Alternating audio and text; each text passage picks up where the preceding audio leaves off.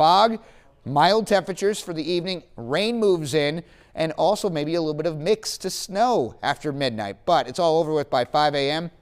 But look at the temperature at 5 a.m. and at 11 a.m. They're below freezing. So watch out. Everything that's wet, think about it. It's going to be below freezing. It's going to take some time to freeze up, but we're going to have areas of black ice tomorrow. So you got to be careful out your door tomorrow, not only driving, but walking too.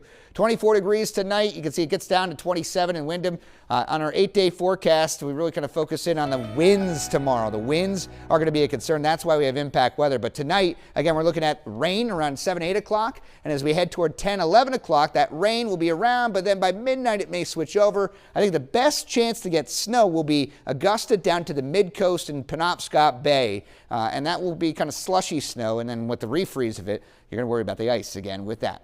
So let's talk about the wind tomorrow. 7 a.m. to 7 p.m. West winds 20 to 30. That could gust to 55. Tree limbs could come down with that too. So we'll watch for the winds tomorrow. It's going to be quite blustery with the wind chill too. And we're looking at the winds again at 9 a.m. around 30 miles an hour. Could go 40, 45 in the middle of the afternoon. It'll be breezy into Friday night, but even Saturday looks pretty breezy too. Coastline 8-day again. Daylight saving time comes into place Sunday.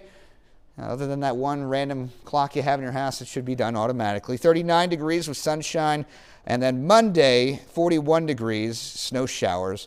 And you go inland areas, it's a little colder. I think we'll see some snow showers on Monday too, guys. I was with weather at school this week, and the kids didn't even know that we had to change the clocks all across the house. There's always that one on the stove or, actually, the microwave. My car clock will finally be right again. Yes. I never changed it.